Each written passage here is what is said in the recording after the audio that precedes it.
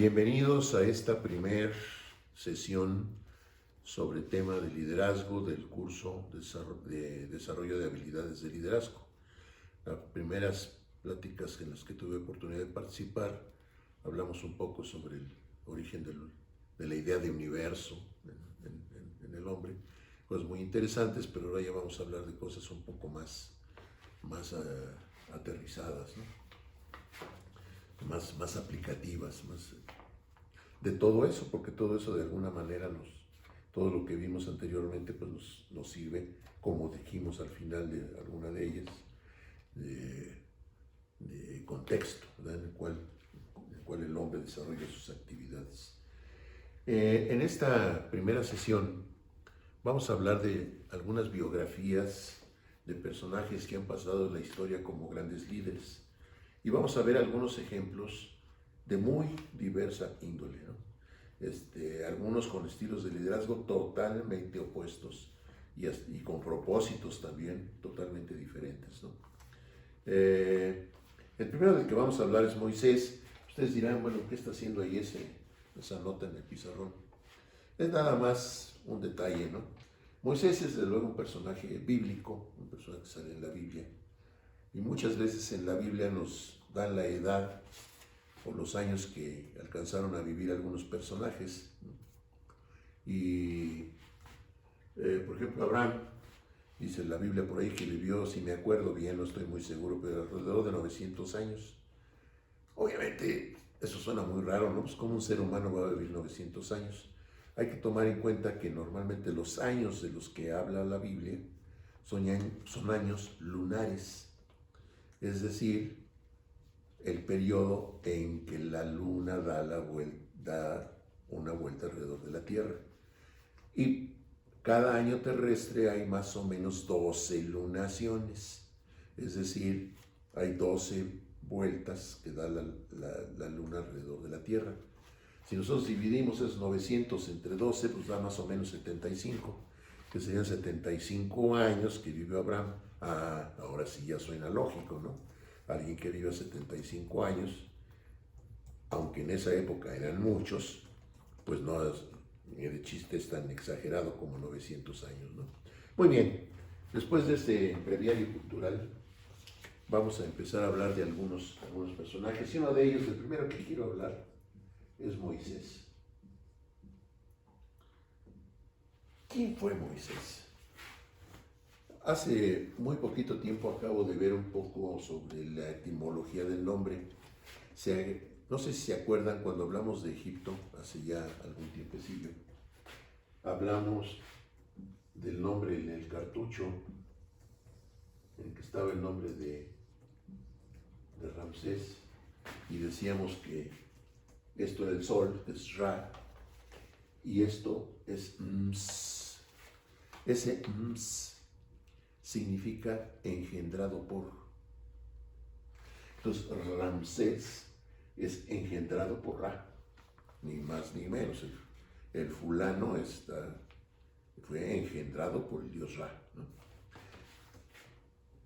Y relativo a Moisés, acabo de leer que Moisés viene de Ms también, Ms. Pero falta engendrado por quién. Como que le quitaron ahí el personaje por el cual fue engendrado y quedó nada más engendrado por, ¿no? Hay otra versión de la etimología del nombre que quiere decir salvado de las aguas, pero ese es un poquito, yo creo que no muy preciso. Bueno, pero ¿quién fue Moisés? ¿Quién es ese personaje? Se supone que es un hijo de una familia esclava judía que están trabajando ahí en Egipto, sometidos por el faraón, que algunas tradiciones relacionan con Ramsés, lo cual no tiene nada de raro. Un faraón que vive tantísimos años, pues tenía la culpa de todo, ¿no?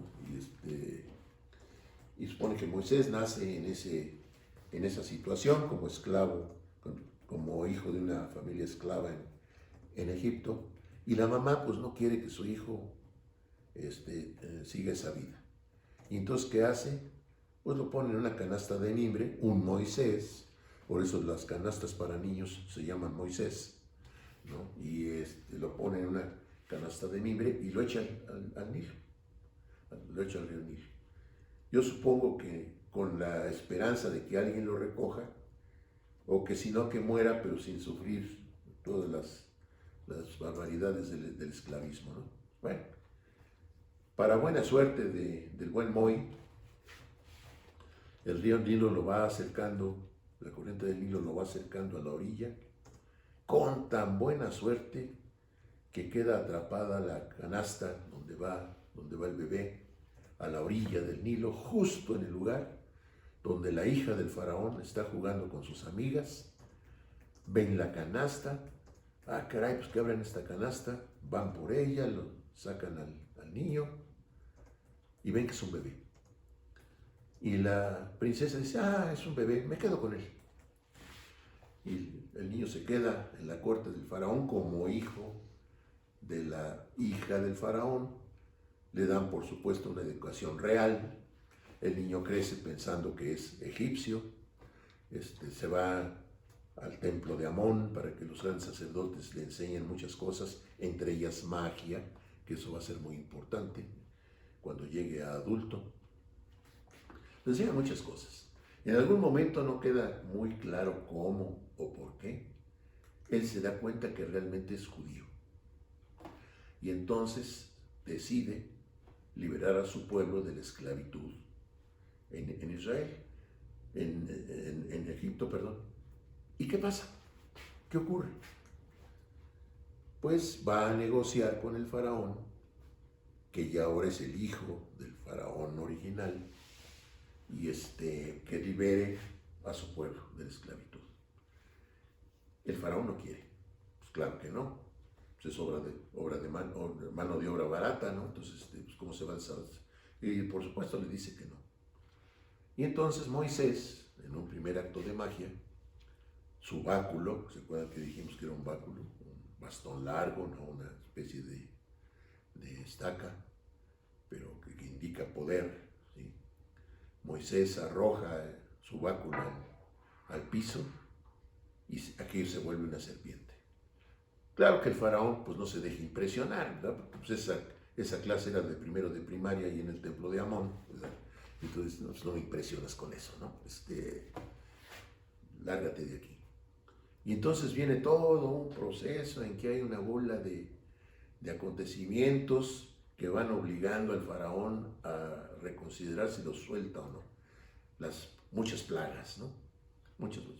Y que llueven sapos y que las aguas se vuelven de sangre y que puros trucos, ¿no? Y de la época, la David Copperfield, ¿no? Que no acaban de convencer al faraón. Hasta que por fin Moisés le dice, pues ahora sí va en serio, ¿no? O dejas ir a mi pueblo, o el ángel de la muerte va a venir y va a matar a todos los primogénitos. A todos, fíjense, a todos los bebés pequeñitos. ¿Qué culpa tenían los niños, no? Pero bueno, recurso final, ¿no? Ahí teatral. Si no sueltas a mi pueblo, el ángel de la muerte va a venir y va a acabar con todos los primogénitos aquí. Y entonces, ¿qué ordena Moisés a su pueblo, a los judíos? Que marquen con sangre de cordero las puertas de entrada a sus casas. Fíjense que esto es muy interesante. Si realmente los judíos estuvieran como esclavos, entonces estarían en barracas aparte, en un barrio probablemente pobre o como sea, vigilados por el ejército egipcio. Pero si tenían que marcar con sangre de cordero las entradas en su casa para que el ángel de la muerte se brincara esas casas, pues quiere decir que las casas estaban mezcladas, ¿no?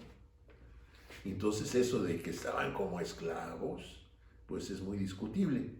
Muy probablemente sí estaban como nuestros paisanos en Estados Unidos, mal pagados y explotados, pero no así de plano esclavos, ¿no? Además, que ángel de la muerte tan inútil, ¿no? Que no podía distinguir qué familia era judía y qué familia era egipcia. Bueno, en fin. ¿Qué pasa? Pues que llega el ángel de la muerte y se ejecuta a todos los primogénitos egipcios. Pobres niños, ¿no? Entonces, total, eso decide al faraón que se vayan, ¿no? Los libera. Y entonces Moisés va encabezando el éxodo que salen de Egipto y van a buscar dónde asentarse, qué lugar asentarse. Y se pasan 40 años siguiendo a Moisés por el desierto. Háganme favor, 40 años en el desierto. Es que inútil de Moisés, ¿no? Que no podía encontrar rapidito un lugar donde asentarse. Ahí andan dando vueltas, ¿no? 40 años. Pero alguna característica de liderazgo debe haber tenido, porque yo no la andaría siguiendo 40 años, ¿no? Yo por ahí me quedo en el lugar arboladito, yo ahí me quedo, ¿no? No, ahí lanza. Y para colmo de males, cuando ya por fin encuentra dónde, Dios le dice, tú no entras, ¿no? Tu pueblo puede entrar, pero tú no. Háganme favor, ¿no? Ahí lo trae arrastrando 40 años a todo su pueblo, y cuando ya encuentra dónde, ahora no entras tú.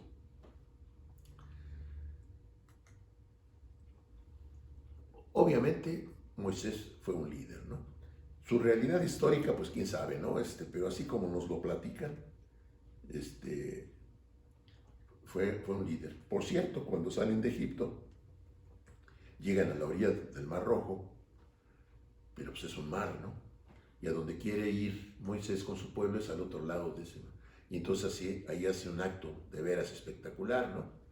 Ordena que se abran las aguas, entonces hay 1000 películas ahí con el tema y se ven las aguas del mar, cómo se levantan y se ven los muros de agua que nomás están ahí tambaleándose. Pasa Moisés con su pueblo, pero el faraón, que ya se había arrepentido, ahí viene con su ejército tras él. Y justo cuando están en medio del mar, se cierran las aguas y, bueno, la única crónica de ese acontecimiento está en la Biblia. En ningún otro lugar hay ningún documento que apoye esa versión. Pero bueno, es de alguna manera un estilo de liderazgo que de alguna manera podemos considerar, ¿no? Otro personaje del que quizá podríamos hablar es Cristo. Pero ahí no quiero herir susceptibilidades porque mi punto de vista es un tanto cuanto poco ortodoxo. Entonces a este personaje nos lo vamos a brincar. Lo que sí puedo decir es que lo que hizo y lo que no hizo, Cristo de alguna manera sigue influyendo en nuestra vida actual. Y fue un gran líder. Y desde luego fue un gran líder, ¿no? Pero hasta ahí, no me quiero meter en más profundidades con ese personaje, ¿no? Pero otro del que sí quiero hablar es Tlacaelel.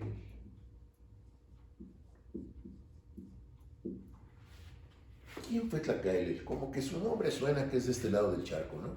Como que suena que es de acá, ¿sí? Y efectivamente, Tlacaelel es un personaje de la cultura mexica, ¿sí? Cuyo nombre quiere decir el que eleva el espíritu. Fíjense qué nombre tan bonito, ¿no? Tlacaelel, el que eleva el espíritu.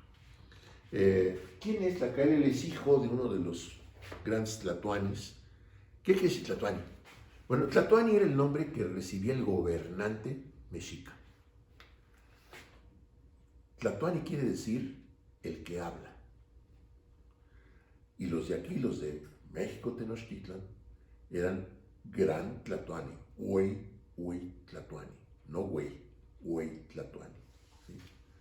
Huey quiere decir grande, ¿sí? El Huey tlatoani, el gran orador. Y ese nombre implica que si el Huey tlatoani era el que hablaba, los demás oían.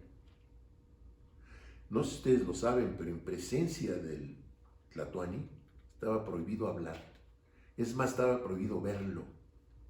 La gente tenía que estar con la cabeza gacha sin verlo.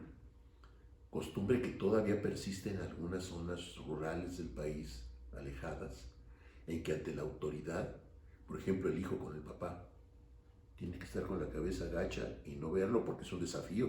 Levantar la vista y verlo es un desafío. Bueno, también en esa época eso era un desafío. Entonces al tlatoani no se le podía ver. Si no se le podía ver, imagínense contradecirlo ni de chiste, ¿no?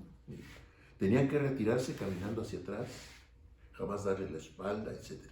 Bueno, Tlacaelel era hijo de uno de los tlatoanis de Tenochtitlan Huitzilihuitl. Huitzilihuitl. Qué enredo, ¿no? Huitzilihuitl. Y se convierte en una especie de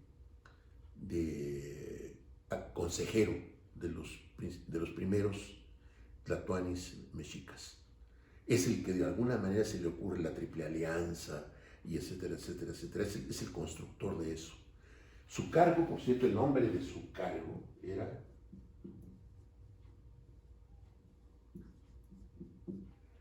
Cihuacóatl. ¿Qué quiere decir Cihuacóatl?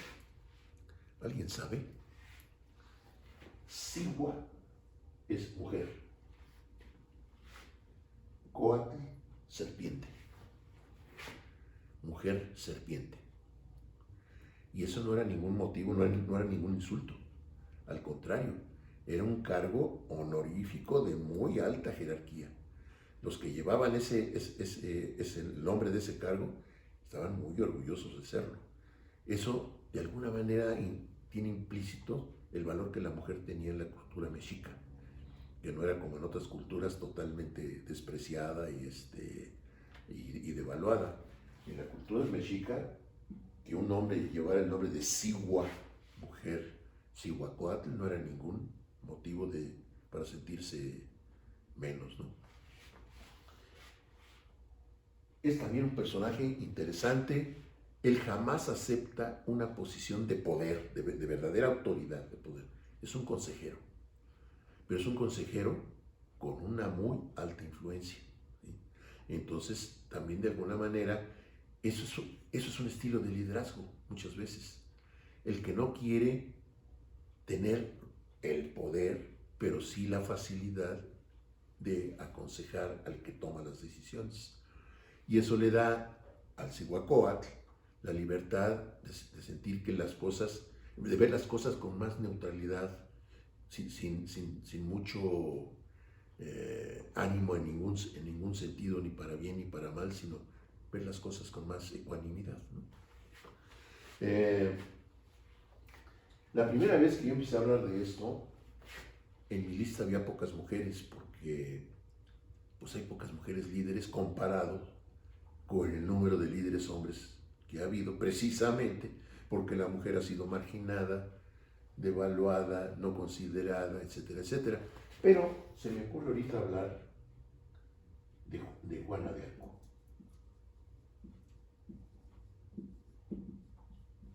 ¿Quién fue Juana de Arco? O la doncella de Orleans, como a veces le dicen, ¿no? Orleans es una ciudad en Francia,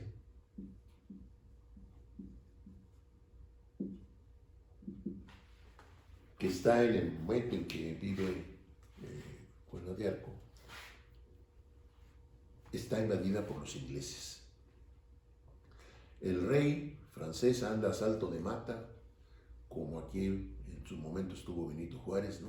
Huyendo de la invasión. Y un día, estando en cierto lugar, Francia no es muy grande, porque Francia debe ser, pues, como unos 2 o 3 estados del centro de la República en tamaño, ¿no? No es un país muy grande en extensión.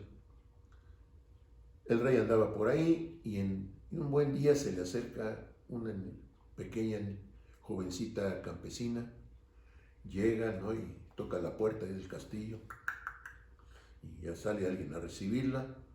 Dice, vengo a hablar con el rey. Ah, sí, pásale, ¿no?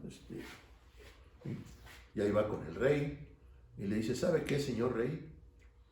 Dios habla conmigo. Ah, caramba. ¿Y qué le dijo? No, pues le dijo que me dé usted un ejército porque voy a correr a los ingleses de aquí. Ah, pues luego, ¿no? Ahí está el ejército. Parece inverosímil eso.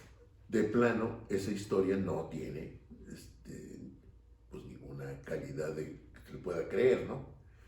Yo hace poco leí una versión que no es la oficial es la que les acabo de decir, pero una versión no oficial que es por lo menos más lógica. Lo que esa versión dice es que realmente Juana es hija del rey, pero es hija del rey fuera de matrimonio. Y entonces, pues para evitar las habladurías, etcétera, etcétera. Además es niña, ¿no? Es mujer, ¿no? Entonces, a esa niña se la entrega a una familia campesina de su confianza y crece ahí como hija de la familia campesina. Pero el rey sabe que es su hija y la niña sabe que el rey es su papá, ¿no? Entonces, pues iba al castillo, vengo a hablar con mi papá, pues pásale, pues ahí sí ya es lógico, ¿no? Sí, pásale, ¿no? Y llegaba, papi, fíjate que Dios me habló. Ay, mijita, ¿y qué te dijo? ¿No? Pues me dijo que me des un ejército porque voy a correr a los ingleses de aquí. ¿Sí? Ay, mijita, pues a ver, ahí diviértete con estos un rato, ¿no? El hecho es que realmente Juana de Arco corre a los ingleses de Francia. ¿Sí? Los derrota y van para afuera. ¿Sí? ¿Cómo le hizo? Cualidades de liderazgo. ¿Sí? Fíjense, una mujer jovencita, manejando un ejército y los convence de dar batalla a los ingleses y los corre. Si eso no es liderazgo, yo no sé qué es liderazgo, ¿no? Bueno, sí, pero ya ganó Juana de Arco, ya corrió a los ingleses. A la Inquisición interviene. ¿Cómo? Una mujer campesina ignorante va a correr a los ingleses. Eso solo puede explicarse por un pacto con el demonio. No hay otra explicación. Es como una mujer, joven e ignorante, derrotar al ejército inglés, ¿no? A juicio. La Inquisición la condena a morir en la hoguera. La versión oficial dice que efectivamente a Juana la llevan a la hoguera, la amarran y la queman viva. ¿Sí? La versión, esta otra, que no es la oficial, dice pues, que el rey sabe que Juana es su hija. ¿Sí? Y entonces en lugar de que quemen a la hija, queman a otra prisionera que tienen las mazmorras de la Inquisición. Esa es a la que queman. Y Juanita pues, se regresa con su familia campesina y trantán, ¿no? Esta versión no oficial tiene por lo menos a su favor la lógica, ¿no? La primera es totalmente inverosímil, ¿no? Esa no se puede creer, ¿no? No sé si estamos de acuerdo en ello o no. Sí. Pero de que tenía Juanita de Arco habilidades de liderazgo, indudablemente las tenía, ¿no? Otro personaje del que quiero hablar es Hernán Cortés. De él ya hablamos un poco en el pasado, pero ahora vamos a verlo desde un punto de vista quizá un poquito diferente. Hernán Cortés, un espíritu aventurero,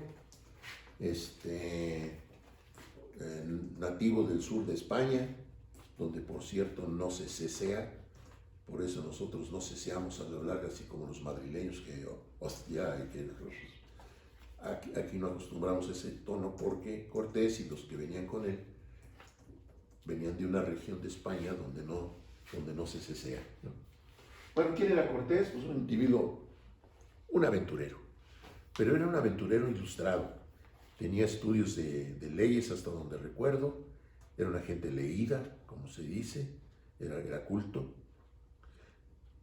Viene huyendo un tanto cuanto huyendo de sus aventuras en España a Cuba. En Cuba se enemista con el gobernador Diego Velázquez, así se llamaba el gobernador de Cuba, y se roba uno o varios barcos y huye de Cuba y desembarca en Veracruz. Desembarca en Veracruz, como comentábamos en alguna otra ocasión, Moctezuma se entera de inmediato de que desembarcó, cree que es Quetzalcóatl que regresa, es el dios Quetzalcóatl que regresa de su autoexilio, y entonces le manda obsequios y demás. Cortés, un tipo muy vivo, se da cuenta de la situación, ve que los pueblos están sometidos por los mexicas, y entonces los jala de su lado, y son los que realmente hacen la conquista. Quienes realmente hacen la conquista son los propios pueblos mesoamericanos que están sometidos a los mexicas, ¿no? Pero fíjense, un tipo muy vivo, muy inteligente, que sabe leer la situación, ¿sí? Y la aprovecha. Y para colmo de fortuna de él, le regalan a una mujer, una esclava, que se llama Malinali. Y como los españoles siempre han tenido un oído terrible para lo náhuatl, acaban llamándole Malinche, ¿no? Porque Malinali es muy complicado, ¿no? Y Malinali, además, en el diminutivo, Malinalitzin, pues peor, ¿no? Entonces es Malinche, ¿no? Y se acabó.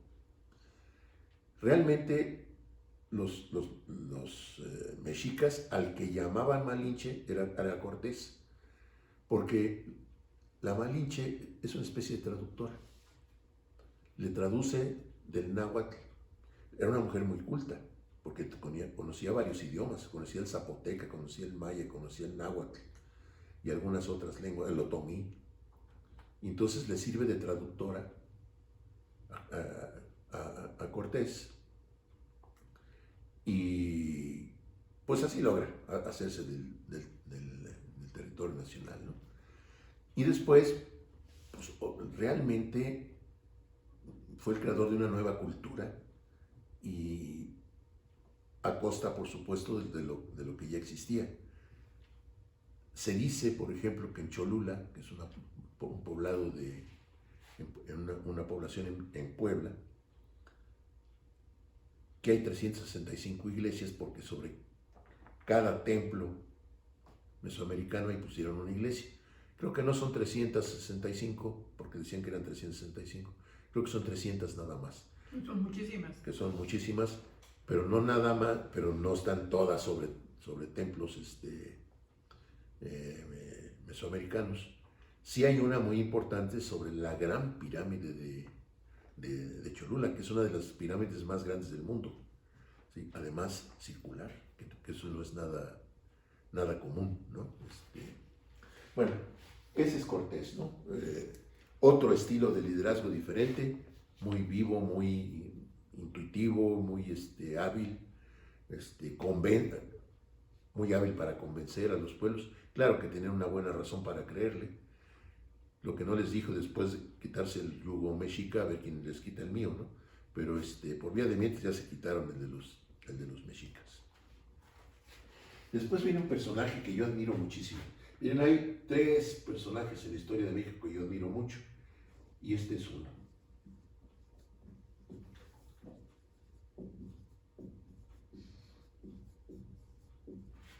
Bueno, voy a escribir el nombre completo. José María Morelos y Pavón. José María Morelos era cura, había sido alumno de Miguel Hidalgo, el que llaman padre de la independencia, y un día se le acerca, cuando ya empieza la guerra de independencia, se le acerca a Hidalgo y le dice que quiere ser párroco del ejército insurgente. Pero Hidalgo le ve otras cualidades y dice, no, tú me vas a ayudar en lo militar. Y entonces lo nombra jefe militar. Morelos es un hombre que tiene sangre indígena, sangre española y sangre negra. Tiene las 3 sangres. ¿Cómo obtiene la sangre negra? Bueno, un abogado, era un abogado de las casas, defiende a los indígenas, pero nadie le hace caso. Y entonces se vuelve religioso, adquiere ya el hábito religioso y entonces ya lo oyen más, ¿no? Y se pone a defender a los indígenas aquí después de la conquista, porque los están de plano matando, explotando, ¿sí? Explotándolos hasta matarlos, ¿no? Y entonces él sugiere, fíjense qué solución se le ocurre brillante, traer negros, en lugar de que los indígenas estén trabajando en las labores más rudas, pues que traigan negros que son más resistentes, ¿no? Y entonces traen negros. Así llegan los negros aquí a la colonia y entonces pues las razas empiezan a mezclarse. Y Morelos tiene sangre indígena, sangre negra y sangre española. Es de alguna manera un símbolo de la nueva raza que está surgiendo, ¿no? Con motivo de la conquista. Que por cierto aquí hubo mucho mestizaje, es decir, mucha mezcla de razas, lo que no ocurre en los países conquistados por los anglosajones. Allí acabaron prácticamente con las culturas autóctonas, las originarias del lugar, pero aquí no, aquí hubo mucho mestizaje, ¿no? Y eso dio lugar pues, a lo que ahora es la raza mexicana, ¿no? Que es una mezcla de todas esas razas, ¿no? Pero Morelos era, aparte de un excelente militar, también era realmente un estadista. En internet ustedes pueden buscar un par de documentos, uno muy fácil de encontrar y de leer, que son Los sentimientos de la nación.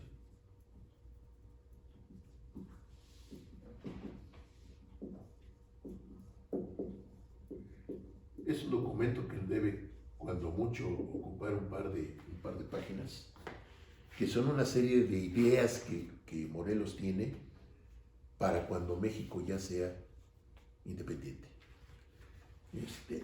Yo estoy de acuerdo casi con todos los principios de la nación, salvo con uno, que es que la única religión que debe ser reconocida en el nuevo territorio ya liberado debe ser la católica. Pues, ¿por qué?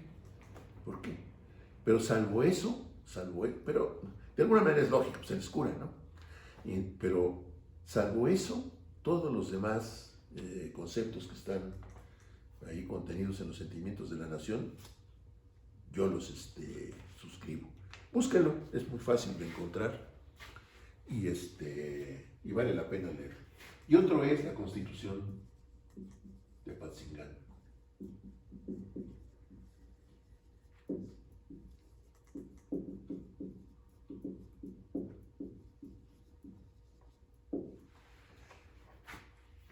La Constitución de Apatzingán es la primera constitución en el mundo donde la esclavitud queda abolida. La abolición de la esclavitud se debe a Hidalgo. Realmente el primero que dice que la esclavitud debe terminar en el México independiente es Hidalgo. Pero el primero que lo pone por escrito en una constitución en el mundo es Morelos. Y entonces, ahora en tiempos modernos como que suena algo lógico, ¿no? Pues sí, la esclavitud pues debe estar prohibida. Pues sí, pero en la época en que Morelos promulga eso, la esclavitud era un negocio perfectamente reconocido y quedaba mucho que ganar a una bola de salvajes ahí que andaban esclavizando gente. El que se haya dicho queda prohibida la esclavitud fue muy importante en ese momento. Pero además era un gran militar. ¿En qué contexto se está dando la guerra de independencia en México? Napoleón el Grande, Napoleón de veras, no como su sobrino nieto, Napoleón III, sino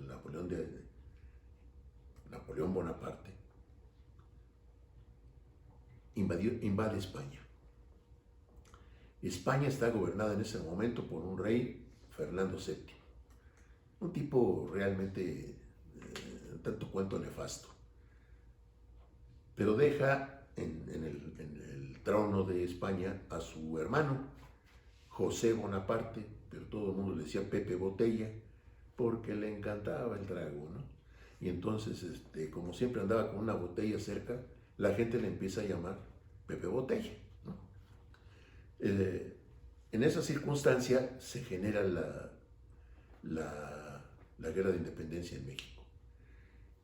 En la casa de Hidalgo, en Dolores Hidalgo, pueblo en Guanajuato, había hace muchos años, yo tuve la fortuna de poderlo ver y leer, una carta que Hidalgo le dirige, creo que a Basolo, no estoy muy seguro si a Basolo, pero en que le dice: debemos aprovechar la circunstancia que vive España y decir que el propósito de nuestra lucha es que Fernando VII regrese al trono de España y quitar a Pepe Botella eso nos va a granjear la simpatía de muchos peninsulares, es decir, muchos que eran originarios de España o directamente hijos de los españoles, Son criollos. los criollos, para en favor de Fernando VII.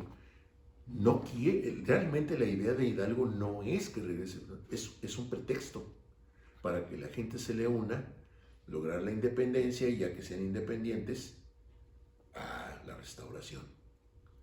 Mucho tiempo después ya queda perfectamente claro que la guerra es independencia, es decir, librarse del yugo español. Morelos está participando en eso. Y la fama de Morelos como militar es tan grande que llega a oídos de Napoleón el Grande. Y en cierto momento dice, con 5 generales, como ese general Morelos, conquisto el mundo. Fíjense lo que estaba diciendo, el genio militar más grande de la historia moderna, salvo quizás solo Alejandro Magno fue más grande militarmente, pero después de Alejandro, Napoleón fue el genio militar más exitoso. Y ese genio militar dice, con 5 generales como Morelos, conquistó el mundo. Es un reconocimiento a la capacidad militar de Morelos, ¿no? ¿Quién realmente logra casi la independencia de Morelos? Lo malo es que lo pescan. Lo agarran, lo arrestan y lo fusilan. Primero fue él o Hidalgo. Yo creo que fue Hidalgo al que le... A los dos, ¿no? Pues probablemente. Le raspan las manos porque las manos están consagradas, ¿no? Es que cuando lo nombran sacerdote a alguien es toda una ceremonia y sus manos quedan consagradas para poder tocar la hostia que representa a Cristo transfigurado y bueno, etc. Entonces, como parte de la sentencia, le raspan las manos que están consagradas para que ya se le desconsagren, ¿sí? Y lo fusilan por la espalda, como traidor. Aquí, en Ecatepec, a unos cuantos kilómetros de distancia de la ciudad, ahí es donde lo fusilan. También un gran líder. Luego hay otro personaje que ustedes dirán, bueno, ¿y este qué? ¿No? ¿Qué está haciendo ahí?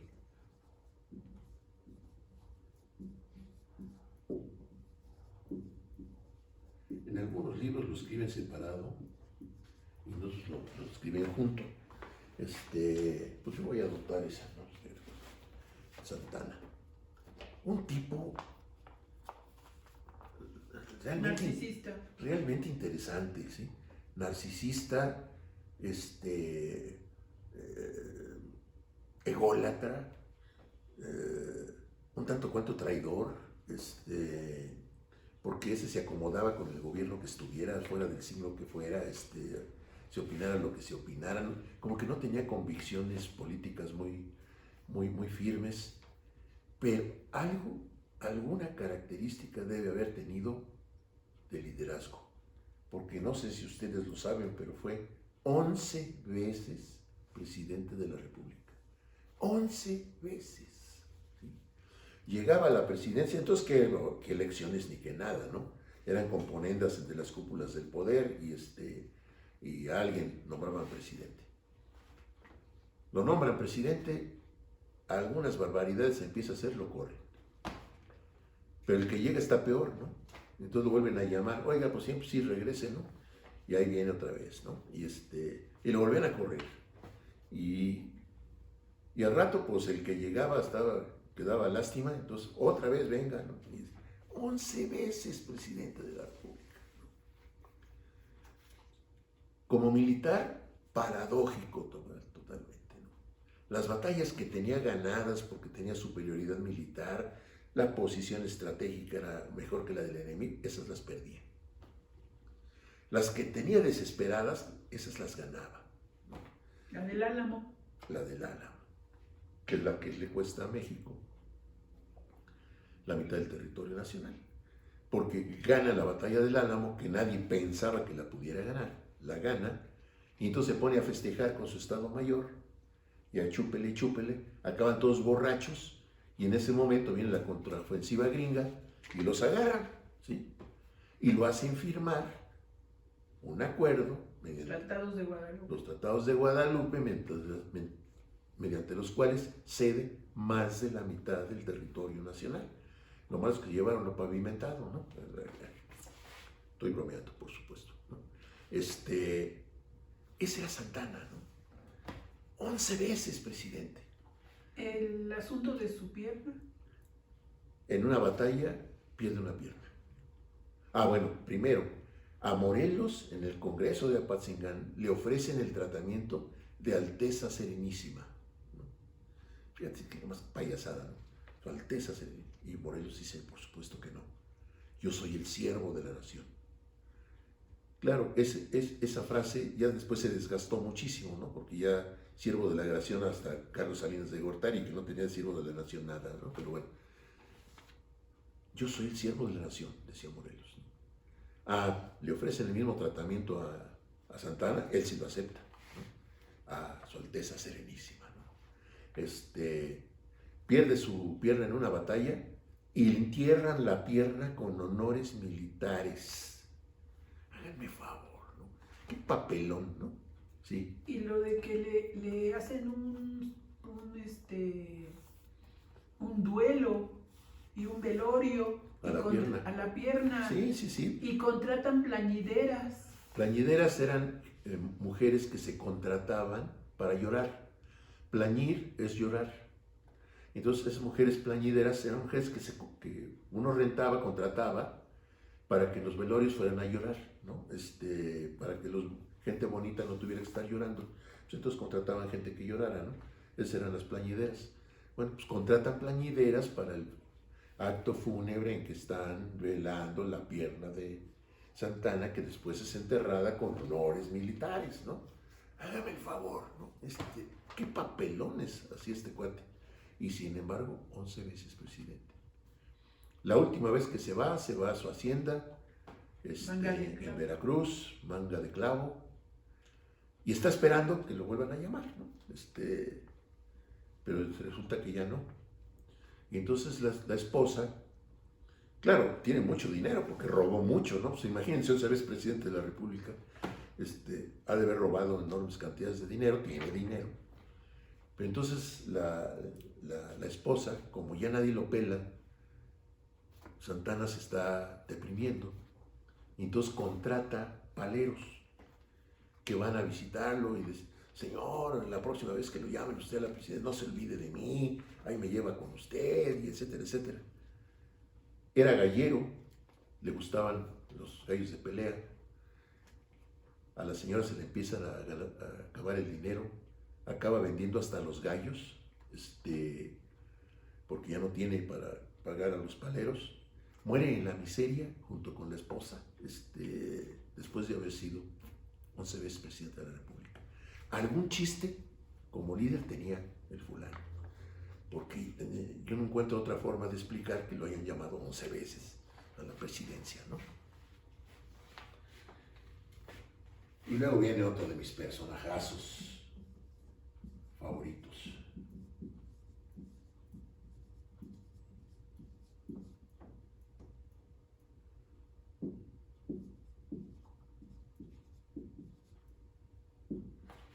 Era Benito Pablo, más popularmente conocido como Benito Juárez. Un jovencito de sangre prácticamente indígena pura, zapoteca, en Oaxaca, en la sierra. La hermana mayor trabaja en una casa rica, la casa de los... Ahorita se me escapó, no, pero ahorita me acuerdo, tiene su calle por aquí. Margaret Maza, de los Maza. La familia Maza, ahí trabaja la hermana, creo que de cocinera. Y un día el señor Maza dice que necesita un mocito para que lo ayude ahí en ciertas tareas en la casa rica. La hermana luego se le prende el foco y dice, mi hermano, Benito, que es un chamaquillo. Lo manda a llamar, bajan de la sierra, que ahorita les platico un detalle sobre eso. Llega el niño Benito a la casa a encargarse de lo que quiere el señor Maza. Pero el señor Maza se da cuenta de que el niño es muy listo. Entonces dice, no, este niño me puede servir para algo más que nomás andar haciendo ahí mandados, ¿no? Y entonces lo manda con un cura para que lo enseñe a leer, a escribir y a hacer cuentas, aritmética. Lo manda con el cura aquel, y el cura aquel se da cuenta que el chamaco es muy inteligente. Y entonces le dice al señor Maza, mira, yo creo que este muchacho conviene que lo mandes, pero a la escuela en serio. El muchacho es muy listo y sería desaprovechar su inteligencia que se quede así nada más, ¿no? Convence al señor Maza, lo manda a la escuela. Para no hacer el cuento demasiado largo, el señor Maza apoya a Benito hasta la universidad. Y Benito se titula como abogado, gracias al apoyo del señor Maza. Fíjense que lo que es la fortuna, la suerte, el azar, ¿no? Ha caído Benito en otra casa, quién sabe qué hubiera ocurrido. Pero cae en la casa de un señor inteligente, sensible, noble en el sentido de nobleza de corazón, no de otra cosa, ¿no? Y manda a la escuela a estudiar. Y lo apoya. La educación no era gratuita, había que pagarla. Y él la paga con gusto, ¿no? Para el chamaco. Y en el camino, pues imagínense, desde que llega de chamaquito hasta la universidad, pues Benito va creciendo. Y el señor Maza tiene una hija que se llama Margarita. Y por aquí cerca del Politécnico está una calle que lleva su nombre, Margarita Maza de Juárez. ¿Sí? Se enamoran. Benito, indígena, le pide la mano al señor Maza de Margarita. Y el señor Maza acepta. Se casan. Él se mete primero como legislador, creo que es diputado ahí en el estado de Oaxaca, y llega a ser gobernador. Cuando llega a la gubernatura, lo primero que hace es la ley del registro civil de su estado. ¿Qué es el registro civil? El registro civil es el registro de todas las operaciones importantes de la vida de alguien, de la gente. ¿Quién registra el nacimiento? ¿Quién registra la muerte? ¿Quién registra los testamentos? El matrimonio, etc. Eso es el registro civil. Antes todo eso lo tenía la iglesia. Era la única que podía hacer eso. En cuanto Juárez llega a la gobernatura, todo ese registro va a ser civil, ya no religioso. Registro civil. Ahora es el gobierno el que lleva el control de todo eso. Miren, otra vez volvemos a una frase que ya hemos comentado varias veces en este curso. Información es poder. La iglesia sabía cuándo habías nacido, cuánto te habías casado, cuánto tenías, tu testamento, etcétera, etcétera, etcétera, etcétera. Es poder, eso es poder. No sé si ustedes lo saben, pero más del 80% de los bienes inmuebles del país, ¿qué es un bien inmueble? Casas, edificios, terrenos, etc. Más del 80% de los bienes inmuebles de este país eran propiedad de la iglesia. ¿Por qué? La mayor parte de ellos mal habidos. Estaba el señor muy rico que se estaba muriendo o estaba ya muy grave. Pedían a un cura para que los confesara. Llegaba el cura, aquel le soltaba todos sus pecados, ¿no? Para ser perdonado y poder tener acceso al cielo. Y seguramente el sacerdote en turno, si era vivo, no, tú estás grave, mano. Con ese cúmulo de pecados que tienes, mira, derechito al infierno. Oiga, pero ¿y qué no hay modo de arreglar esto? Hijo mío, siempre hay forma de arreglar las cosas. Pero tengo que ir a Roma. Tengo que ir a Roma, entrevistarme con el Papa y solicitarle que te extienda un perdón. Una indulgencia plenaria, así se llama. Y efectivamente, se otorgaban esos perdones, pero esos costaban, ¿sí? Entonces el cura le decía al moribundo, tengo que ir a Roma y eso cuesta, ¿no? Y pues, ¿cómo le hago? Mira, endósame las escrituras de tu casa y yo me encargo de lo demás. Ahí iba el cura. Sí, efectivamente iba el cura a Roma. Claro, con los gastos pagados por el fulano, ¿no? Ahí iba a Roma y obtenía lo que se conoce como una indulgencia plenaria, que es un texto que dice más o menos así: fulano de tal, miembro de esta iglesia, bla, bla, bla, bla, bla, ha sido beneficiado con el perdón de todos los pecados que haya cometido en la vida, basado en el poder que Dios me dio como vicario de Cristo. Yo, el Papa Pelas. ¿Ustedes creen que eso ya acabó? No. En muchas casas ricas, yo los he visto. En muchas casas ricas hay un cuadro enmarcado que trae la indulgencia plenaria del Papa para esa familia.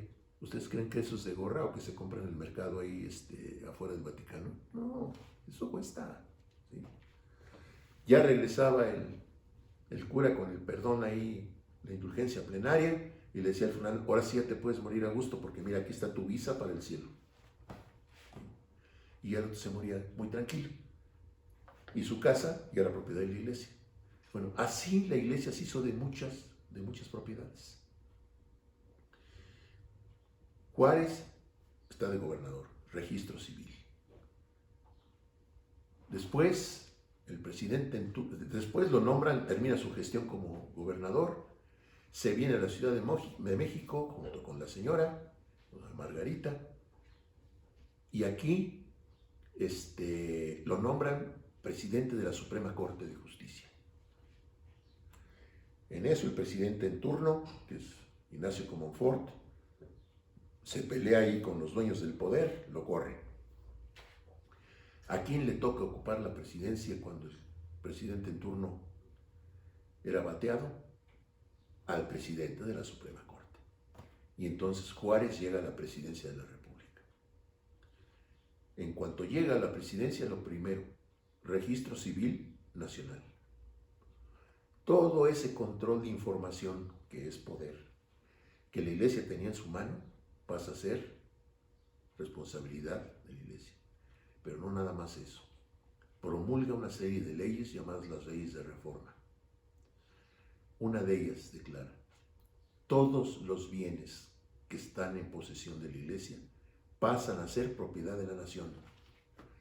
Nomás imagínense lo que eso provocó. 80% de los bienes inmuebles del país eran propiedad de la iglesia. Y Juárez dice, a partir de este momento, todo eso es propiedad de la iglesia, es propiedad del Estado, es propiedad de la nación. No, pues la iglesia por eso adora a Juárez, ¿no?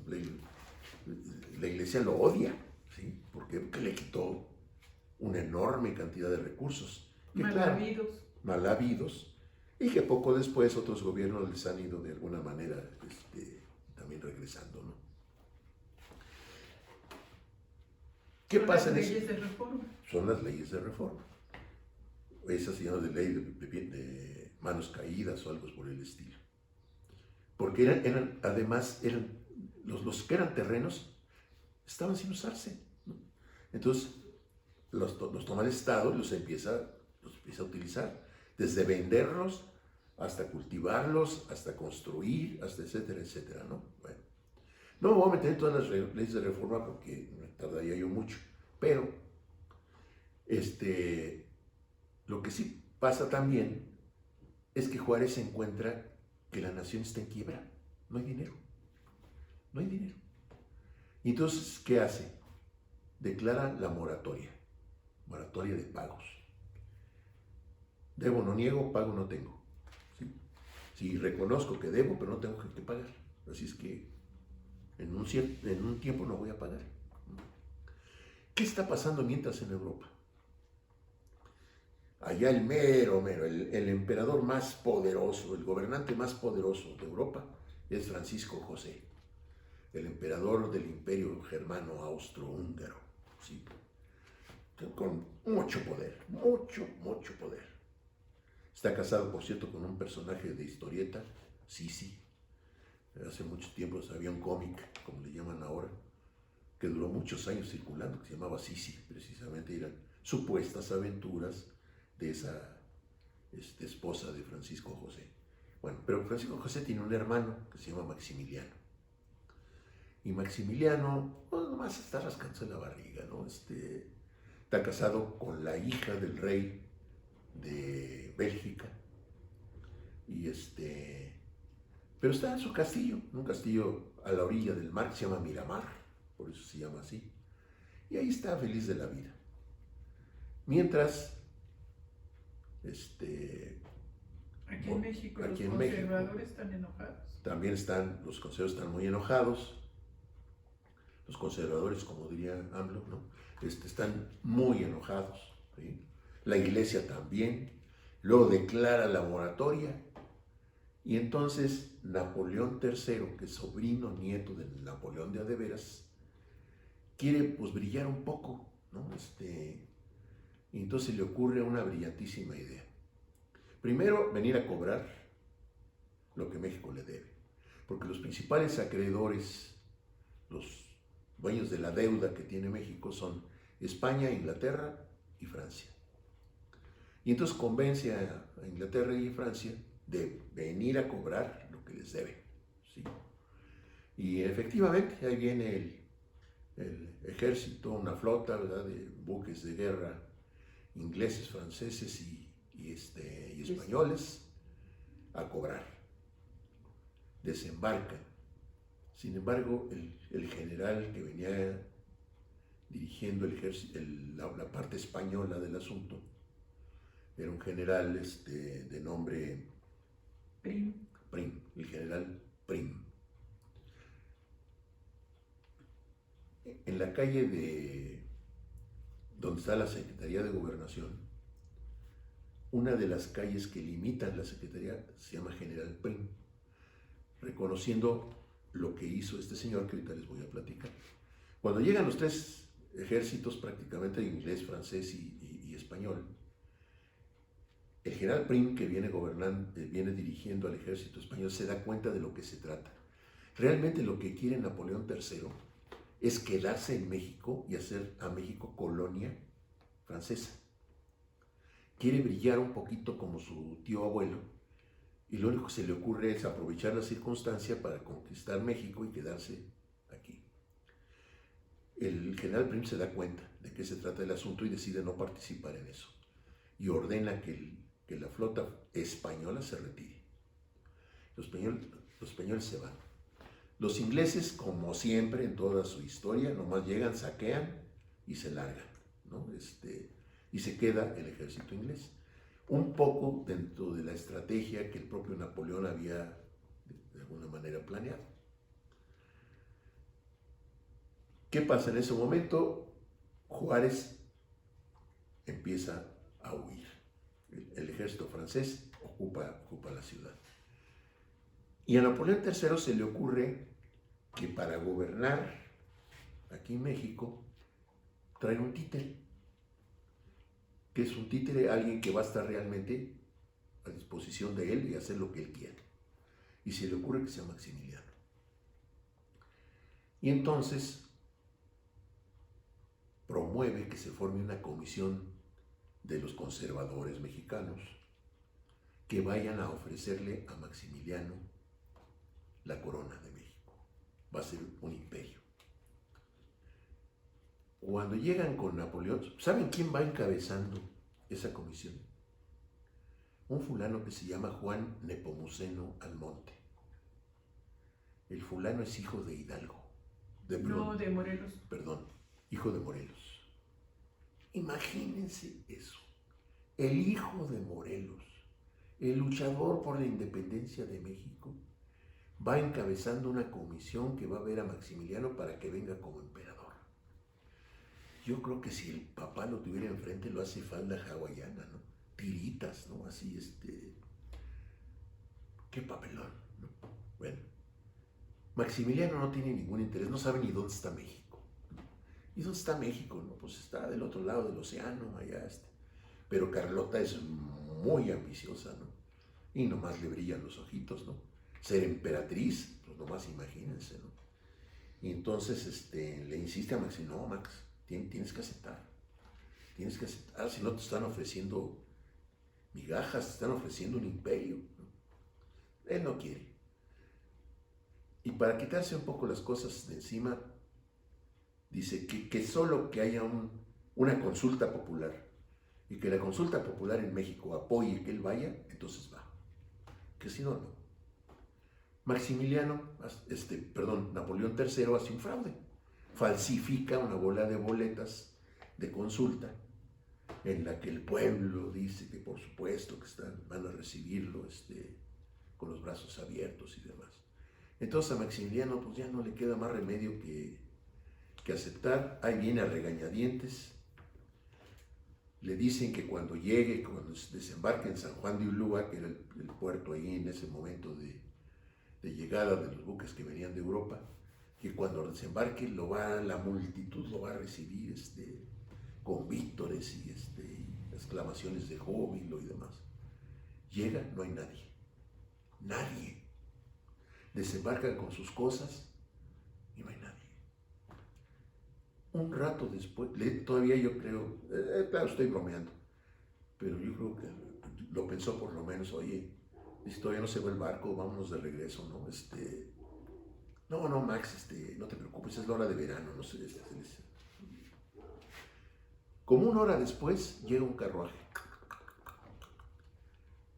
Solo. Recogen tus tiliches y ya los llevan a Veracruz. Veracruz ya hay una recepción un poco más concurrida y por fin se viene para México. Llega a México, se instala en el castillo de Chapultepec, que era la casa presidencial entonces, el palacio de gobierno, y ahí están viviendo en un palacio. Todos los días Maximiliano salía del castillo de Chapultepec y se iba por una avenida que amplían y adornan y demás, para que Carlota, que es la esposa de Maximiliano, le pueda decir adiós, Max, adiós, ¿no? Maximiliano va en su carruaje rumbo al Palacio Nacional, ¿no? Rumbo al Zócalo, ¿sí? Mientras Carlota se queda ahí en el palacio. ¿Qué quieren los conservadores? ¿Qué es lo que quieren? Recuperar sus privilegios. Todos los privilegios que habían perdido con Juárez, recuperarlos. Particularmente el clero, ¿no? Que había perdido mucho. Y entonces le presentan a Maximiliano las leyes de reforma con el objeto de que las derogue, que las anule, que las cosas vuelvan a ser lo que eran antes. Maximiliano ve las leyes de reforma y dice, esto está excelente. Pero no nada más eso, dice, vamos a profundizar en esto, ¿no? Vamos a llevarlo más allá. Los conservadores, ¿pero qué es esto? ¿No? ¿Qué es esto? Para eso trajimos a para que salga peor que el otro. ¿Por qué piensa así Maximiliano? Porque Maximiliano es masón. Y es masón de una corriente masónica que es progresista, porque hay muchas corrientes masónicas. Algunas son muy conservadoras, pero hay otras muy progresistas. Y hay unas que son de menzones, que no son ni unos ni los otros, no sé, medio sonsos. Bueno, Maximiliano pertenecía a una orden masónica muy progresista. Por eso cuando ve las leyes de reforma, dice, esto está excelente. ¿Sí? Juárez también es masón. Y es masón de la misma tendencia progresista. Cuando Maximiliano se entera de que Juárez es masón de su misma tendencia, lo invita. Dice, vente a formar gobierno conmigo. Pensamos igual, vente. Y Juárez le dice, no, fíjate que no. Aquí el gobernante legítimo soy yo. Tú eres un usurpador. Vete. Tú vete. Por supuesto, pues Maximiliano no se va. Además, Napoleón no lo deja irse, ¿no? Tiene que quedarse a obedecer sus órdenes. Y empieza pues, la guerra en contra de la ocupación francesa, ¿no? ¿Quién sale ganando? Juárez. ¿Por qué? Napoleón III se mete en una bronca en Europa y necesita el ejército que tiene aquí. Se lo lleva, solo deja una guarnición. Y es el momento que Juárez aprovecha y viene la contraofensiva. Todavía le vuelve a advertir a Maximiano, vete. Pero Carlota no lo deja. No, ¿cómo nos vamos a ir, Max? No, de ninguna manera. No podemos irnos. Y hasta que en Querétaro, después de una fallida batalla de parte de los franceses ocupantes, agarran preso a Maximiliano, junto con generales mexicanos que lo apoyaban. Dos principales, Miramón y Mejía. Los juzgan y los declaran reos de muerte, los van a matar. Para eso, cuando ya las cosas empiezan a ponerse muy peligrosas, Carlota se va a Europa a buscar ayuda. Va a ver al papá, el papá ni la pela. Va a ver al papa, no le hace caso. Va a ver a Napoleón, no le hace caso. Mientras aquí, ya agarraron a Max, ya lo juzgaron, lo declaran reo de muerte, lo fusilan. Todavía un poco antes de fusilarlo, los masones intervienen y le dicen a Juárez, no lo puedes matar, es un hermano, entre masones se llaman hermanos, es un hermano, y los dos, tú y él, son grado 33, el grado más alto que se podía alcanzar en esa masonería. Tú y él son grado 33, no lo puedes matar. Ah, ¿cómo que no? Por supuesto que me lo he hecho. Y ordena que proceda la sentencia del juicio, lo fusilan. Hay por cierto, todavía una mujer de la alta alcurnia mexicana que va y se le arrodilla a Juárez rogando por la muerte de Maximiliano, ¿no? Nada, lo fusilan. Dicen los testigos que cuando ya está muerto, va Juárez a solas a ver el cuerpo que está en un ataúd, y lo único que dice Juárez es, pensé que era más alto. Y da media vuelta y se va, ¿no? Ese es Juárez, ¿no? Nosotros estamos hablando en español gracias a él. Si no hubiera sido por él, muy probablemente estaríamos hablando en francés. La lengua francesa hubiera acabado siendo la lengua oficial aquí de México y estaríamos hablando en francés. Por Juárez estamos aquí. Pero también por Juárez estamos en el Politécnico. ¿Por qué? Pues Juárez es mucho antes del Politécnico. Sí, pero Juárez fundó algo muy importante, que eran las escuelas de artes y oficios. ¿A qué se dedicaban esas escuelas? A darle educación de oficio, de nivel oficio, de nivel artesano, de nivel a gente de escasos recursos. Plomeros, herreros, etc. Esas eran escuelas de artes y oficios. Mi papá estuvo en una escuela de artes y oficios en Morelia, heredera de las escuelas de Morelos, de Juárez, perdón. La vocacional 4, donde yo estudié, estaba en Allende y Belisario Domínguez. Ese edificio donde estuvo la ESIME, la Boca 4, que ahora es propiedad del ESIME, y que dan ahí cursos extracurriculares y demás, había al fondo, el pasillo de entrada sobre Allende, hasta el fondo había una placa que decía, en este lugar estuvo la Escuela de Artes y Oficios fundada por el presidente Benito Juárez, ¿no? Yo la última vez que estuve por ahí ya no estaba la placa, alguien se la robó, ¿no? Pero bueno, o la cambiaron de lugar o la pusieron en otro sitio, no sé. Esas escuelas de artes y oficios son los antecedentes, de alguna forma, del Politécnico. Muy bien, pues ese es Juárez, ¿no? Otro par de personajes de los que voy a hablar de ellos juntos son Hitler y Stalin, ¿sí? Hitler se forma en un partido que se llama Partido Obrero Nacional Socialista de Alemania. De obrero no tenía nada, de socialista menos, ¿no? Un partido ultraconservador, de ultraderecha, ¿sí? Ahí se forma Hitler y llega a ser el mero mero. ¿En qué escenario se da la llegada de Hitler? Acaba de terminar la Primera Guerra Mundial. Alemania perdió la guerra y obligan a Alemania a pagar todos los gastos de la guerra. Nomás imagínense, ¿cuánto cuesta una guerra?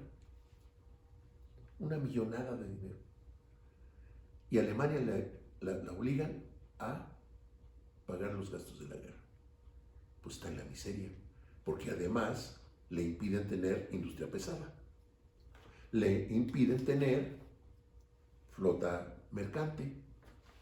¿Cómo va a pagar la deuda de la guerra? Y entonces toda la gente pues está en la miseria. Stalin llega traicionando a Lenin, también un tipo terrible, ¿no?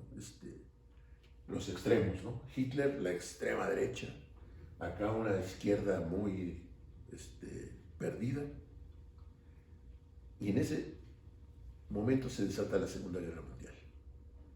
Y quedan frente a frente. Dos colosos realmente, porque los dos líderes tremendos. Stalin firma con Hitler un acuerdo de no agresión porque Stalin era un tipo tan asesino realmente, que acaba con toda la alta plana de jerarcas de la Unión Soviética. Jefes de ejército, líderes sociales, con todos acaba. Viene la guerra y no hay quien lo ayude. Y entonces hace un pacto de no agresión con Hitler que dura un año. Y en ese año Stalin ordena que toda la industria pesada alemana, rusa, pase del occidente de los Montes Urales al otro lado, una cordillera montañosa. Y les da plazo un año. Imagínense la hazaña. Es como que si aquí algún gobernante dijera, toda la industria pesada se va a Yucatán en un año. ¿Qué onda, no? Imposible casi. Pero lo hacen, porque si no los mata, ¿no? Es asunto de vida o muerte, y lo hacen, ¿sí? Cuando Hitler ya invade la Unión Soviética, ya no hay nada por lo que va. ¿Por qué va Hitler? Por la gran industria siderúrgica alemana, rusa, que necesita para la guerra. Cuando entra, ya no hay nada. Y además se le atraviesa el general invierno y le pasa lo que a Napoleón. El invierno lo derrota ahí, ¿no? Ya nada más para terminar, voy a hablar de otro personaje. Puedo hablar de muchos, pero el último del que quiero hablar es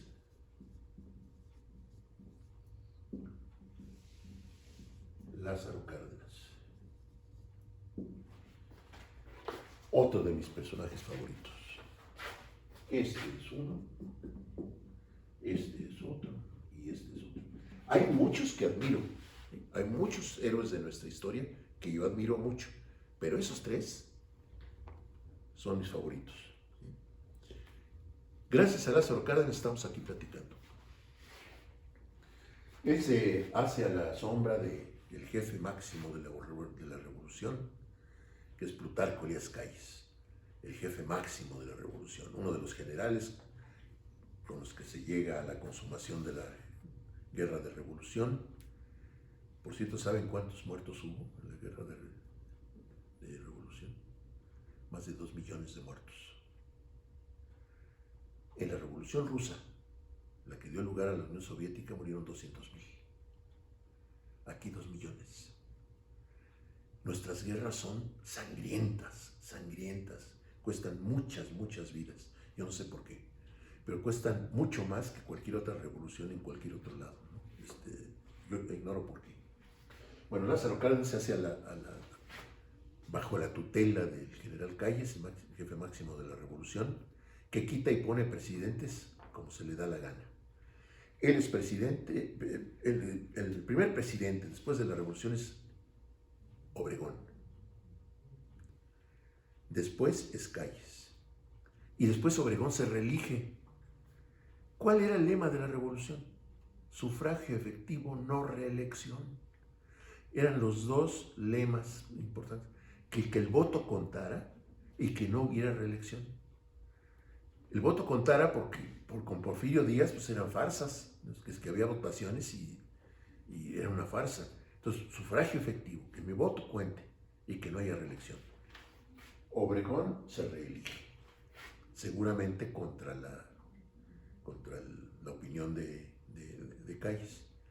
Y después lo matan, le meten un tiro en un desayuno, un fulano llega por atrás y le mete 7 tiros, ¿no? Y lo mata. Entonces Calles se queda como el dueño del teatro. Claro, no como presidente, pero pone y quita presidentes como se le da la gana.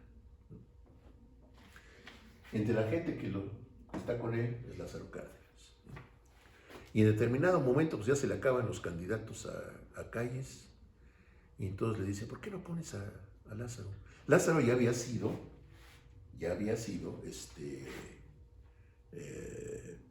gobernador del estado de Michoacán, revive las escuelas de artes y oficios que había fundado Juárez, y en fin, ya tenía su carrera política, ¿no? Pero sigue a la sombra del general Calles. Y en determinado momento le decían, ¿por qué no pones a Lázaro? Mira, es muy tranquilo, no hace aspavientos ni nada. Está bien, que sea Lázaro. Vienen disque elecciones y queda Cárdenas de presidente. Lo primero que hace Lázaro Cárdenas cuando llega a la presidencia, bueno, antes, cuando ya es presidente electo, a Calles le encantaba andar de gira, ¿no? Por todos lados. Y a donde llegara y hubiera agua, era un fanático de la natación. Y a donde llegara una presa, un río, lo que sea, vamos a nadar.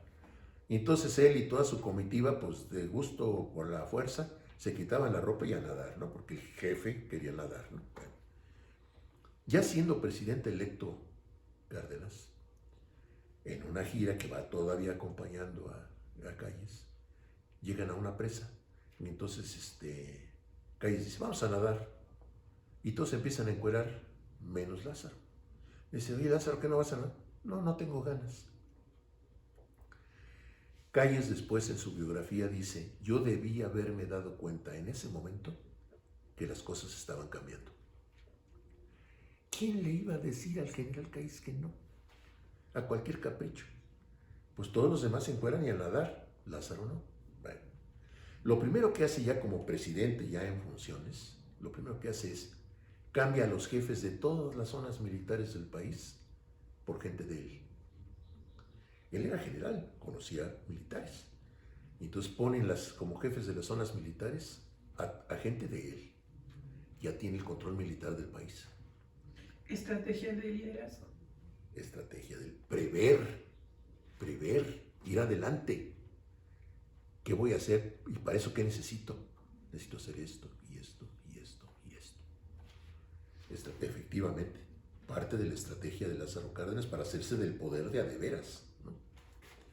Y después saca de su gabinete a todos los callistas, a toda la gente de Calles, y pone gente de él. Calles se para de pestañas. Él no estaba acostumbrado a eso. Era obediencia absoluta, ¿no? Los gabinetes de los presidentes que él quitó y puso eran gente de él. Y a Cárdenas se los quita. Y entonces Calles empieza una campaña publicitaria en contra de Calles, de Cárdenas. Publicaciones en los periódicos, etcétera, criticando las acciones de Lázaro Cárdenas. Hasta que le colma el plato a Cárdenas y dicen que llama a un militar muy cercano, mucha confianza a él, y le dice, oye, fulano, por desgracia su nombre se me olvida, no se llamaba fulano, ¿no? Oye, ¿me eres leal? Sí, señor presidente.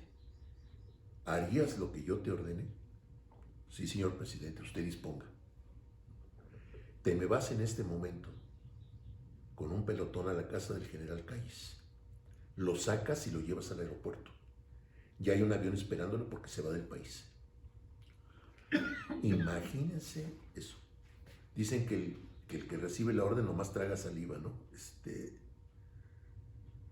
Y pues ya había dicho, ¿no? Y entonces ahí va él y otro general y un grupo de soldados a la casa del general Calles. Venimos con una encomienda del señor presidente. Pues pásenle. Calles está enfermo, está gripado, está en cama. ¿Y qué fregados quieren ustedes, no? Venimos con una encomienda del señor presidente. ¿Y de qué se trata? Que agarre sus tiliches porque nos vamos al aeropuerto. ¿Cómo que nos vamos al aeropuerto? Sí. Calles tenía su destacamento de soldados ahí cuidándolo. Y los que llegan también llegan con soldados. Y dicen que nomás cortan cartucho todos, ¿no? Calles, dice, abajo las armas, ¿no? Aquí no va a haber derramamiento de sangre. Es una disposición del señor presidente, la acato, ¿no? Ahí también hay que reconocerle el tamaño a Calles, ¿no? Porque fue un acto realmente de civilidad, ¿no? Pues enfermo, no enfermo, sus tiliches al aeropuerto y para afuera, a Estados Unidos. Y entonces ahora sí Cárdenas se queda aquí como verdadero presidente. ¿Qué hace? Funda una serie de instituciones que todavía muchas de ellas persisten. La CTM. La CTM, Nacional Financiera, Ferrocarriles Nacionales de México como tal, guanos y fertilizantes, muchas que todavía siguen vigentes.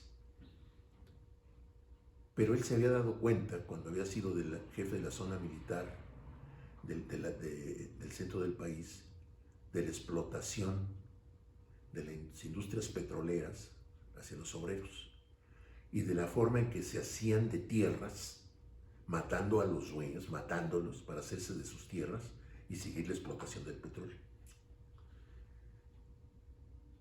Cuando llega, yo creo que otro detalle de estrategia del general Cárdenas, crea el Instituto Politécnico Nacional, 1936, no como dijo el estúpido de Fox que en 38. ¿Sí? 1936 crea el Instituto Politécnico Nacional con la base de muchas escuelas que ya existían, ¿sí? Ciencias biológicas, la AMIME, que era la Escuela Mexicana de Ingenieros Mecánicos y Electricistas, la Escuela Nacional de Constructores, que después fue la ESIA, en fin, con muchas escuelas que ya existían y otras nuevas, crea el Instituto Politécnico Nacional. ¿Para qué? ¿Para qué? El propósito fundacional del Politécnico es dar educación superior a hijos de obreros y campesinos. Pues los conservadores, otra vez. Son como los de Frena que están en el Zócalo. Son como los de Frena, exactamente, pues es la misma calaña. ¿Sí? ¿Cómo educación superior a hijos de obreros y campesinos? ¿Qué le pasa a este loco, no? Pues, ¿cómo? Eso es para la gente bonita, ¿no? Y entonces ahí ya viene un rompimiento entre conservadores y Lázaro Cárdenas. Esiquie. ¿Dónde nace Esiquie? La Esiquie nace de la ESIA. En la ESIA ya estaban los ingenieros químicos petroleros, los ingenieros petroleros, los ingenieros metalúrgicos. Ya estaban ahí. Pero se crea una nueva carrera, ingeniero químico industrial, de la que ustedes y yo somos parte. Y es una carrera que llama muchísimo la atención. Miren, un ingeniero químico petrolero de nuestra escuela puede hacer lo mismo que un químico industrial. Pero imagínense que un químico petrolero se va a Bimbo a pedir chamba. Y va a decir, oye, ingeniero, aquí hacemos pan. ¿Sí? Y podría hacerlo, y muy bien. Pero el nombre los limita. El metalúrgico. La industria metalúrgica está llena de ingenieros químicos industriales. ¿Por qué? Pues porque es una industria. El ingeniero químico industrial está orientado a la industria, en toda su amplitud. Y hay muchos ingenieros químicos industriales en Pemex, y hay muchos ingenieros industriales en la industria metalmecánica. Entonces es una carrera que tiene un atractivo enorme, porque el campo de acción es inmenso. La carrera crece tanto que ya no caben en la ESIA. Y entonces se crea una nueva escuela, 1948, la ESIQUE. Y ahí se van los metalúrgicos que ya estaban en la ESIA, los químicos petroleros que ya estaban en la ESIA, y la nueva carrera, los químicos industriales. Y así nace la ESIQUE. Bueno, pero ¿a dónde voy con todo esto? Cárdenas. Yo estoy muy seguro que cuando crea el Politécnico y propicia que carreras como estas se formen y se fortalezcan y demás, ya tiene en mente lo que viene, la expropiación petrolera. Cárdenas habla con los dueños de las industrias petroleras y les dice, miren,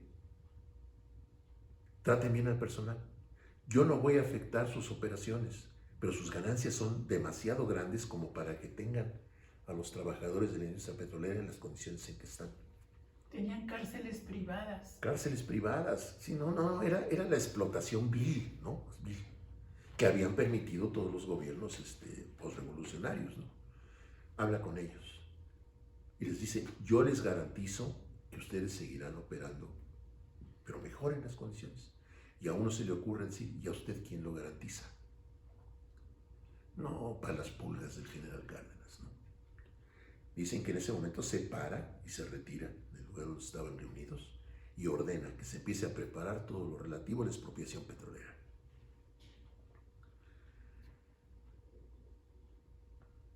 Todavía hace un intento más de platicar con los dueños de la... No lo pela. Bueno.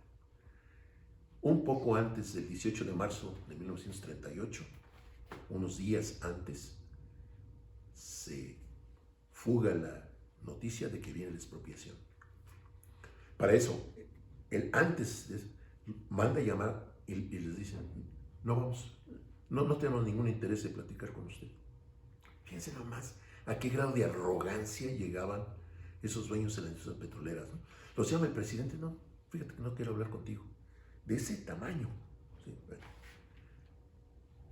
Unos días antes de la expropiación petrolera se da a conocer que ya viene. Y entonces los dueños de las industrias petroleras quieren hablar con el general. Le mandan decir, queremos hablar con usted, y el general les contesta, no tengo nada que hablar con ustedes. Esos son tamaños, ¿no? Y yo creo que aquí también hay otra cosa que es muy importante, la situación mundial. Porque podrían Ah, sí. habernos invadido, ¿no? Está la guerra, está empezando la guerra en Europa. Entonces Estados Unidos no puede darse el lujo, ni los ingleses, que eran la mayor parte de los dueños de la industria petrolera mexicana, los ingleses están metidos ya en la bronca con Alemania. Entonces no pueden andar distrayendo, viniendo aquí a arreglar sus negocios. Y los gringos tampoco, no quieren complicar la situación, entonces se mantienen pues casi neutrales, ¿no? Viene la expropiación. Del balcón central del Palacio Nacional, un mensaje a la nación. Y se lee todo el decreto de expropiación petrolera. Lo vamos a poner en el... Que conviene leerlo, ¿no? Es muy breve, pero muy conciso, ¿no? Todos los plantas, gasoductos, transportes, todo pasa a ser propiedad de la nación. Pero hay que pagarlo. Es una expropiación, entonces hay que pagarlo. Entonces el general Cárdenas hace un llamado a la población que colabore con lo que pueda para pagar la expropiación petrolera. Y hay filmaciones y fotografías de la época en que hay filas de gente. Hijo, hasta me emociona. Aportando lo que puede. Niños con sus alcancías. Indígenas con sus gallinas. Señoras emperifolladas con sus pieles y joyas. De todas las clases sociales. Imagínense que Peña Nieto hubiera hecho un llamado para algo así. Ni la gaviota va, ni la gaviota, ¿no? Se necesitaba ser gente del tamaño de Cárdenas para eso, ¿no? Ya se consumó la expropiación petrolera. Los dueños de la industria dicen, nos va a venir a rogar, porque no hay quien pueda manejar esta industria. No hay. Para eso estaban los ingenieros petroleros, los ingenieros químicos petroleros, los metalúrgicos, los de la ESIA, para eso estaba el Politécnico. porque la universidad en ese momento privilegiaba las profesiones que se llaman liberales, la medicina, las leyes, etcétera, etcétera. Las ingenierías estaban en el Poli. Y gracias al Politécnico, no nada más la industria petrolera, la eléctrica, la industrialización del país se debe a los egresados del Instituto Politécnico Nacional. Por eso deben ustedes estar muy orgullosos de a dónde pertenecen.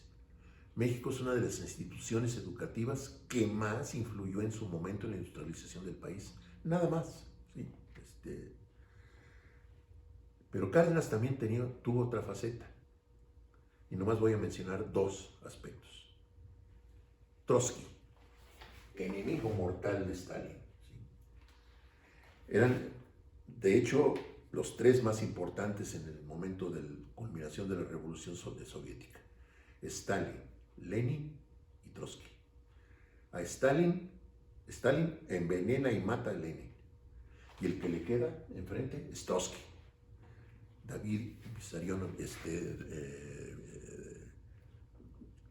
Lev Davidovich Bronstein, alias Trotsky. Ellos usaban apodos, ¿no? En la lucha revolucionaria. Nadie recibe a Trotsky.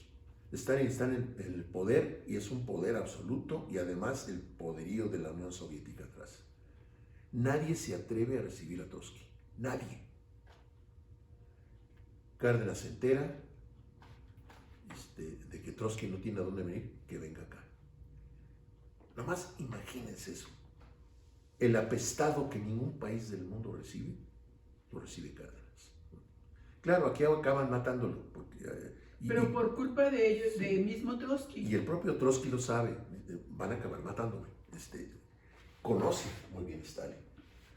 Ese no me va a perdonar, ¿sí? Va a acabar matándome. Pero aquí encuentra un asilo, ¿no? Donde está tranquilo. ¿Sí? Y otra, los refugiados españoles.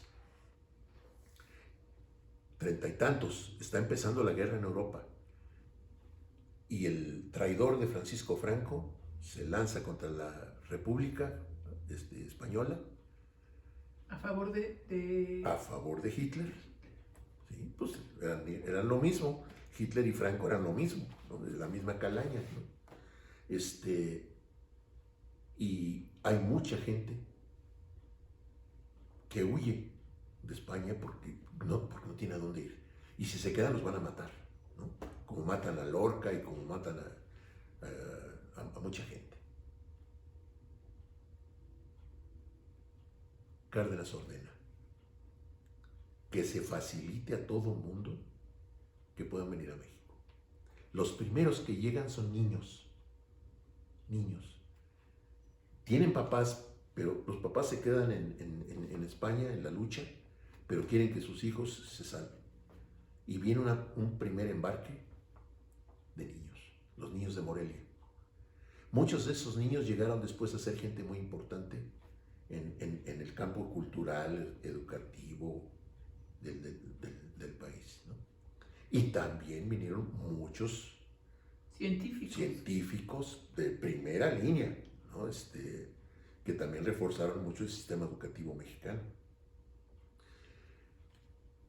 Acabo de leer una nota hace muy pocos días, que el general Cárdenas, hay muchos refugiados españoles de la República que se van a Francia, pero ahí los maltratan mucho. Y entonces Cárdenas le ordena al embajador mexicano en Francia que negocie con el gobierno francés de que se puedan venir a México esos refugiados. Y le dice al embajador mexicano en Francia, y advierta al gobierno francés de que de aceptarse esta propuesta que estamos haciendo, a partir de ese preciso momento, esa gente queda protegida por el pabellón mexicano. ¡Hijo! ¡Qué tipo!, ¿no? Y ahí vienen. Muchos miles de personas se salvaron. Mira acá.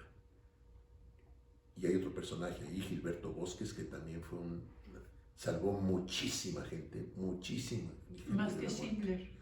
No, pero además Schindler lo hizo para tener a salvo a sus obreros que seguían trabajando en sus empresas. No, Bosques lo hizo para salvar a la gente, ¿no? Como tal. ¿Sí? Entonces, bueno, ese es Cárdenas. ¿Por qué hablamos de toda esta gente? Pues porque cada uno de ellos representa primero un líder, pero además diferentes formas de liderazgo. Yo podría hablar de Gandhi, por ejemplo, y su resistencia pasiva, ¿no? Es decir, cero violencia. Y eso es muy contrario a estos, ¿no? Estos serán violencia pura. Cárdenas es muy diferente a Benito Juárez en su forma de actuar. Los dos, líderes excelentes, pero diferentes estilos, ¿sí? No es lo mismo esto que un Hernán Cortés. Cada uno de esos personajes representa una forma distinta de ejercer el liderazgo, ¿no? Y la próxima ocasión en que nos veamos vamos a hablar precisamente ya de eso, ¿no? ¿Qué cosa es un líder? ¿Qué hay atrás de un líder, ¿no? Primero la cosmovisión, después los grandes líderes de la antigüedad, ¿no? Vamos en orden. Por cierto, ustedes verán después con otro profesor los líderes modernos, ¿no? Y verán también otras características que cada uno de ellos tiene, ¿no? La próxima vez ya vamos a empezar a hablar de liderazgo, ya propiamente de liderazgo, y yo quiero terminar esas pláticas sobre este tema con una serie de consejos. Miren, yo ya tengo más de 50 años de ejercicio profesional, son mucho tiempo, y a lo largo de esos años he adquirido muchas experiencias, he vivido muchas cosas que les voy a pasar al costo, sin costo. Entonces, cosas que a mí me han funcionado. Entonces, yo quiero terminar estas pláticas sobre este tema que voy a tener con ustedes, con eso, con una serie de consejos que a mí me han funcionado y que no veo por qué a ustedes no, ¿verdad? Entonces, pues ahí le dejamos por hoy. Nos vemos.